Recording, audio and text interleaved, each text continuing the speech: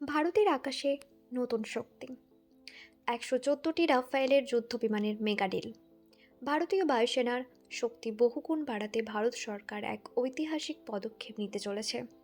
2026 সালের ফেব্রুয়ারি মাসের খবর অনুযায়ী প্রতিরক্ষা মন্ত্রক 114টি মাল্টিরোল ফাইটার এয়ারক্রাফট কেনার প্রস্তাবটি দ্রুত গতিতে এগিয়ে নিয়ে যাচ্ছে।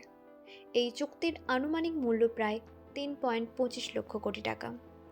বর্তমানে ভারতীয় বায়ুসেনার 30টি স্কোয়াড্রন রয়েছে, অথচ দেশের সুরক্ষার জন্য প্রয়োজন 42টি স্কোয়াড্রন।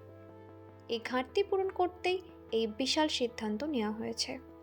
এই চুক্তির প্রধান বৈশিষ্ট্যগুলি হল মেক ইন ইন্ডিয়ার জয় জয়কার।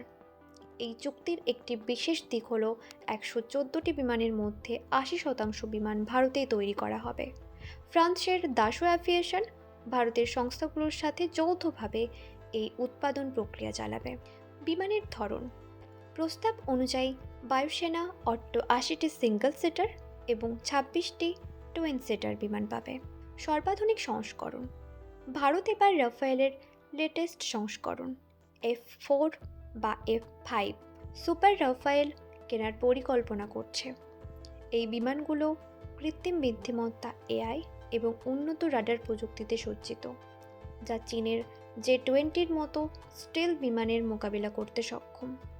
কৌশলগত গুরুত্ব এবং ফ্রান্সের প্রেসিডেন্টের সফর আগামী 18 ফেব্রুয়ারি ফরাসি প্রেসিডেন্ট ইমানুয়েল ম্যাক্রো ভারত সফরে আসছেন। প্রতিরক্ষা বিশেষজ্ঞদের মতে এই সফরের সময় দুই দেশের মধ্যে এই মেগা ডিল নিয়ে চূড়ান্ত আলোচনা হতে পারে। পাকিস্তান ও চীনের ক্রমবর্ধমান সামরিক আঁটুট রাখতে এই যুদ্ধ বিমানগুলো ভারতের জন্য গেম চেঞ্জার হিসেবে প্রমাণিত হতে হবে। কেন রাফায়েলেই প্রথম পছন্দ? কারণ বিদ্যমান পরিকাঠামো। ভারতে ইতিমধ্যে আম্বালা ও হাসিমারায় রাফায়েলের রক্ষণাবেক্ষণের পরিকাঠামো তৈরি আছে। নতুন এই বিমানগুলোতে ভারতের নিজস্ব অস্ত্র, যেমন অস্ত্র মিসাইল, সরাসরি যুক্ত করার সুবিধা থাকবে। 2021 এবং 2025 সালের বিভিন্ন সামরিক অভিযানে রাফায়েল নিজের শ্রেষ্ঠত্ব প্রমাণ করেছে।